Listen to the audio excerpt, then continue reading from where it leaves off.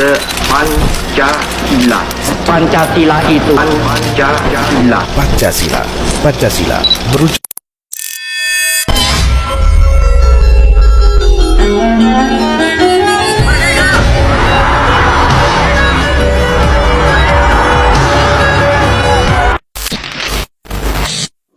Assalamualaikum warahmatullahi wabarakatuh.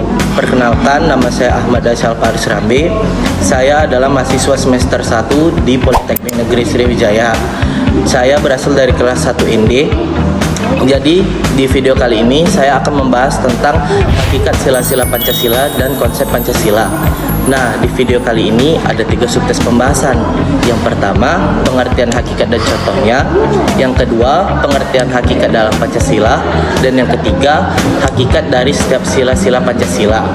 Nah, sebelumnya kalian udah pada tahu belum sih apa itu hakikat? Kalau belum, simak video ini sampai habis ya. Hakikat secara garis besar adalah esensi atau inti dari sesuatu yang mencerminkan sifat dasar yang tidak dapat berubah dan membedakan dari yang lainnya. Hakikat menggambarkan kondisi sesungguhnya yang melekat pada suatu objek atau konsep. Di jenis hakikat yang pertama yaitu hakikat abstrak. Hakikat abstrak adalah hakikat yang mengacu pada unsur-unsur yang tetap, tidak berubah, dan seringkali lebih bersifat teoretis atau konseptual. Ini adalah karakteristik dasar yang ada dalam suatu ide atau konsep yang tidak bisa dilihat secara fisik, tetapi jelas ada di dalam pemikiran. Nah, di dalam hakikat abstrak ini ada beberapa unsur, contohnya itu nilai ketuhanan, kemanusiaan, persatuan, kerakyatan, dan keadilan. Nah, contoh dari hakikat abstrak ini adalah nilai ketuhanan. Nilai ini merupakan prinsip yang tidak berubah dalam ajaran agama, seperti keyakinan akan adanya Tuhan yang Maha Esa. Meskipun kita tidak bisa melihat Tuhan secara fisik, namun nilai ini tetap eksis dalam mempengaruhi kehidupan kita sebagai umat beragama. Di jenis hakikat yang kedua yaitu hakikat pribadi. Hakikat pribadi adalah hakikat yang mengacu pada sifat atau ciri yang melekat pada individu atau benda tertentu yang memberikan identitas khas bagi mereka. Hakikat ini lebih terikat pada kondisi atau karakteristik pribadi yang membedakan individu atau objek tertentu dari yang lainnya. Nah, di dalam hakikat pribadi ini ada beberapa jenis atau unsur, yaitu adat istiadat, nilai agama, nilai kebudayaan, sifat, dan karakter bangsa. Untuk contoh dari hakikat pribadi adalah adat istiadat. Dalam suatu masyarakat, setiap komunitas atau kelompok budaya memiliki tradisi atau adat yang membedakan mereka dari kelompok lainnya. Misalnya di masyarakat Bali, tradisi ngaben atau upacara pembakaran mayat adalah salah satu adat yang khas dan tidak ditemukan di tempat lain. Ini menjadi hakikat pribadi bagi masyarakat Bali. Di jenis hakikat yang ketiga yaitu hakikat konkret. Hakikat konkret adalah hakikat yang nyata dalam kenyataan sehari-hari. Ini merujuk pada kondisi atau benda yang bisa dilihat dan dirasakan, serta diukur atau dipraktekkan dalam kehidupan nyata. Hakikat ini lebih bersifat praktis dan aplikatif. Nah, dari hakikat konkret ini mempraktis dalam wujud pelaksanaan praktis dalam kehidupan negara dan berbangsa. Contoh dari hakikat konkret adalah pedoman praktis dalam pelaksanaan kehidupan berbangsa. Misalnya dalam kehidupan berbangsa dan bernegara di dalam Indonesia, Pancasila berfungsi sebagai pedoman hidup yang harus diterapkan oleh setiap warga negara dalam kehidupan sehari-hari. Pancasila memberikan pedoman dalam bertindak seperti berperilaku adil, jujur, dan saling menghormati. Nah, dapat disimpulkan bahwasanya hakikat abstrak adalah hakikat yang tidak dapat berubah. Hakikat pribadi adalah hakikat yang melekat pada abstrak itu sendiri, dan hakikat konkret adalah hakikat pelaksanaannya. Lanjut ke subtes yang kedua. Nah, di pokok subtes pembahasan yang kedua, kita akan membahas materi tentang pengertian hakikat dalam Pancasila. Hakikat dalam Pancasila merujuk pada esensi atau inti dasar dari Pancasila sebagai dasar negara dan pandangan hidup bangsa Indonesia. Pancasila tidak hanya sebagai simbol negara, tetapi juga sebagai sistem nilai yang mengatur berbagai aspek kehidupan bermasyarakat, berbangsa, dan bernegara. Hakikat Pancasila menggambarkan nilai-nilai luhur yang terkandung dalam 5 sila Pancasila yang menjadi pedoman hidup bagi seluruh rakyat Indonesia. Hakikat Pancasila terbagi menjadi 3 aspek. Yang pertama sebagai dasar negara, yang kedua sebagai pandangan hidup, dan yang ketiga sebagai sistem filsafat. Nah, kita bahas dari yang pertama yaitu sebagai dasar negara. Pancasila merupakan fondasi utama dalam penyelenggaraan kehidupan bernegara di Indonesia. Semua peraturan perundang-undangan harus bersumber dari nilai-nilai yang terkandung dalam Pancasila. Sebagai dasar negara, Pancasila memberi arah dan pedoman dalam menjalankan sistem pemerintahan dan kehidupan sosial.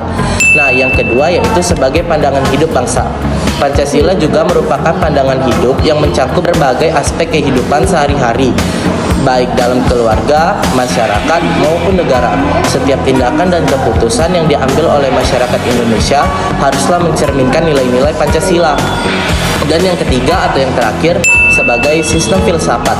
Pancasila dimaknai juga sebagai sistem filsafat yang menyeluruh, yang terbentuk dari 5 sila yang saling berkaitan. 5 sila ini tidak hanya berdiri sendiri, tetapi saling melengkapi dan membentuk satu kesatuan nilai-nilai yang diterapkan dalam kehidupan berbangsa. Hakikat Pancasila adalah sistem pemikiran yang berasal dari budaya bangsa Indonesia dan mencerminkan pandangan hidup yang adil, seimbang, dan berdasarkan kearifan lokal. Masuk subtes pembahasan yang ketiga yaitu hakikat dari sila-sila Pancasila. Kita bahas dari sila yang pertama yaitu ketuhanan yang Maha Esa. Hakikat dari sila pertama ini adalah bahwa nilai negara yang didirikan adalah sebagai pengejawantahan tujuan manusia sebagai makhluk Tuhan yang Maha Esa.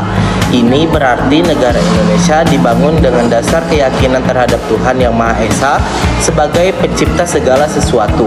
Semua kehidupan bernegara, berbangsa, dan bermasyarakat harus didasarkan pada nilai-nilai ketuhanan. Sila ini mengajak seluruh warga negara untuk memandang Tuhan sebagai sumber kehidupan yang memberikan pedoman dalam berperilaku dan menjalani hidup dengan penuh rasa hormat dan pengabdian. Hakikat dari sila yang kedua, kemanusiaan yang adil dan beradab. Hakikat dari sila kedua ini adalah nilai negara harus menjunjung tinggi harkat dan martabat manusia sebagai makhluk yang berbudaya, yang memiliki nilai adat istiadat. Negara Indonesia diharuskan untuk menempatkan manusia sebagai nilai utama dalam setiap kebijakan dan tindakan. Ini mencakup penghargaan terhadap martabat manusia, di mana setiap individu diperlakukan secara adil tanpa diskriminasi. Selain itu, penghormatan terhadap adat istiadat dan budaya bangsa menjadi bagian dari kewajiban negara untuk menjaga nilai-nilai luhur yang sudah ada dalam masyarakat. Sila ini mengajarkan kita untuk hidup berbudaya, menghargai perbedaan, dan mempromosikan perdamaian dalam hubungan antar sesama manusia. Nah, jadi maksud dari kata beradab di sini makhluk yang berbudaya yang memiliki adat dan istiadat. Hakikat dari sila yang ketiga yaitu persatuan Indonesia. Hakikat dari sila yang ketiga ini adalah nilai negara sebagai penjelmaan sifat kodrati manusia sebagai makhluk hidup yang monopolaris.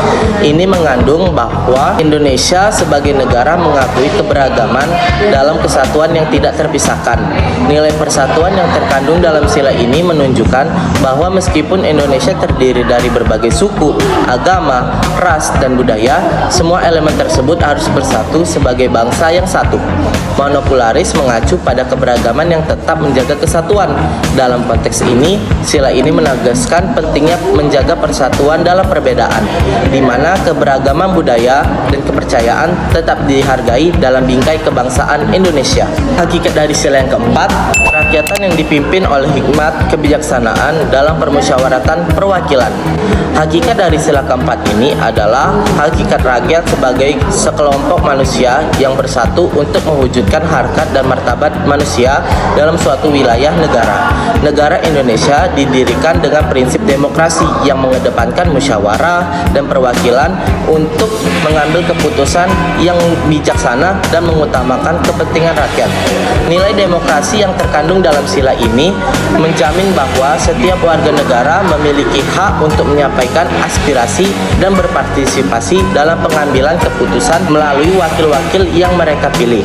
Hal ini bertujuan untuk memastikan bahwa kebijakan diambil oleh pemerintah mencerminkan kehendak rakyat, bukan semata-mata berdasarkan kekuasaan yang sepihak.